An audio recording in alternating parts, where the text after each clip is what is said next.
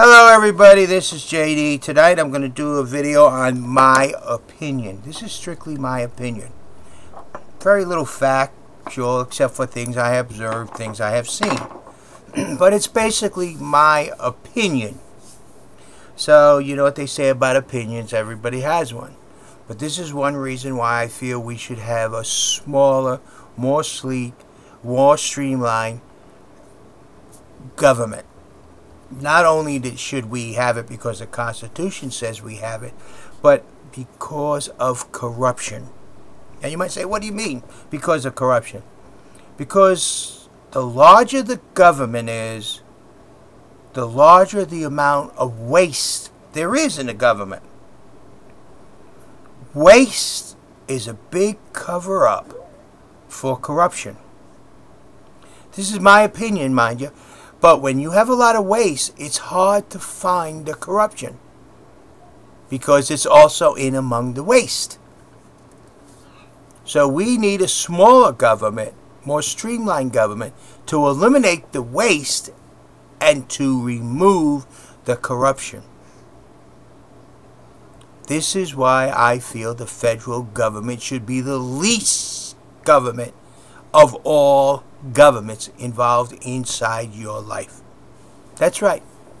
And now I said all governments. The federal government within your personal life should be the least government within your life, not the most. Why do I feel that? Because the federal government is for the country as a whole, the states and all.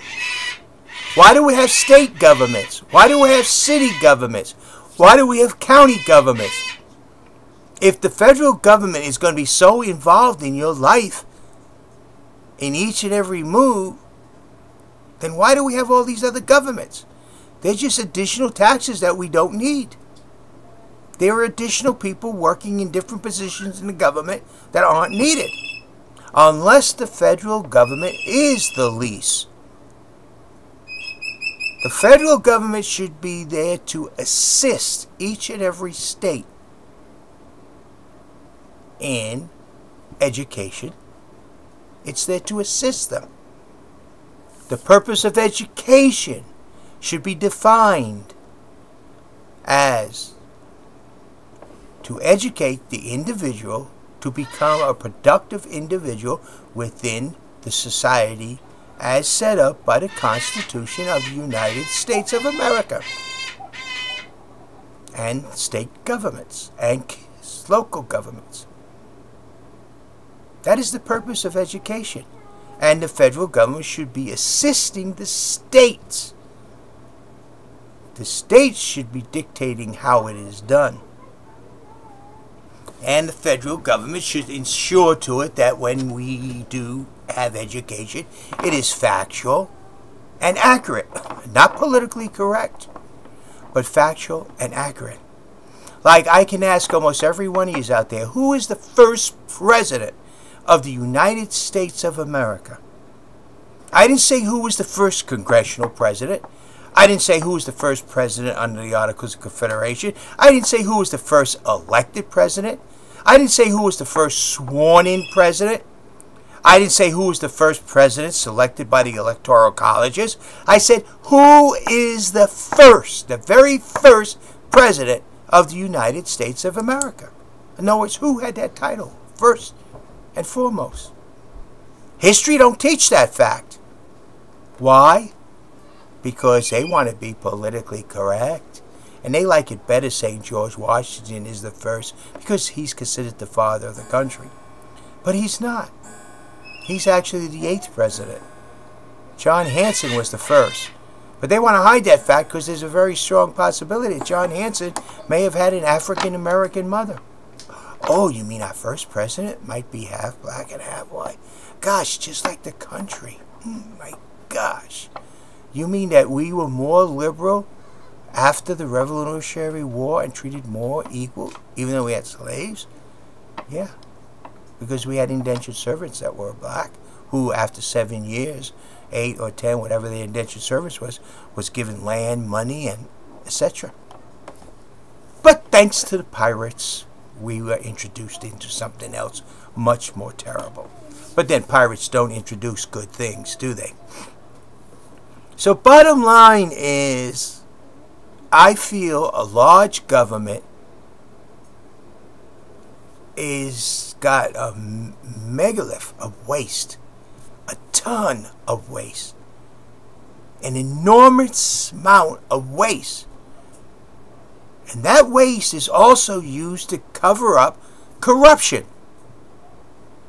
Those in our government that are corrupt hides their corrupt activities within the waste because it's harder to see. That's one reason why we need a streamlined government. The Constitution dictates the federal government will be small, but they like to make it bigger and bigger. More power, more power. The most power a person could have is what other people give them, and no rules and laws can change that. They don't need to be given or take. Our senators and congressmen need to turn to their states and say, do your job. We are the United States of America, which is 50 separate states and several territories put together to make one great nation. But each separate statehood has a government to function and must function for that state, so that the federal government can reduce itself in size and be there to assist and reduce the amount of waste that is in the federal government, thus reducing the corruption that is hidden among that waste. Now, that is my personal opinion. Our Constitution was written so that waste wasn't there. We added it. And it all began with an orphanage that burnt down in Washington, D.C. And Congress decided to give them some money from the Treasury. And that is where it all began. It was a good-hearted deed which got bigger and bigger. And then corruption slipped in and took advantage of that waste. Remember, people, our government is made up of our society. Why do we have a legal system? Why do we have judges? Why do we have police officers? Because there is an element in our society that is corrupt. And believe me, that same element of corruption is in our government. And they hide themselves wherever they can. And wasteful government is the easiest place to hide. Think about that. Now, that's my opinion, people. This is one reason why I strongly believe in a smaller federal government, and for states to take on more of their individual responsibilities. And the federal government is there to assist the state, the cities, the counties, and you, the individual. But actually, the federal government should have very little to do with your life as an individual, because we're there in the background, not the forefront, protecting and ensuring that you, as an American, have all the rights and privileges guaranteed you, each and every one of you. No one greater than the other. Yes, there is changes we have to do within our country, our government. It's not going to come fast, and it's not going to be easy. But we can start the ball rolling if you'd only turn your TVs off and start looking around to who would be the better president. and quit listening to people tell you. See, money has no meaning. George Washington was so rich that money had no meaning to him. Kennedy was rich, money had no meaning to him. People who have no meaning can't be bought. Thomas Jefferson, money had no meaning whatsoever to him. Yes. Seems to be our greatest presidents, money had no value. Now, sure, I don't have a lot of money like George Washington or Thomas Jefferson or John F. Kennedy, but I'm not out to try to make my millions because I feel that doing it on the backs of you, the people, is totally wrong. And besides, I probably would have to be corrupt. And that I will not become for any reason whatsoever.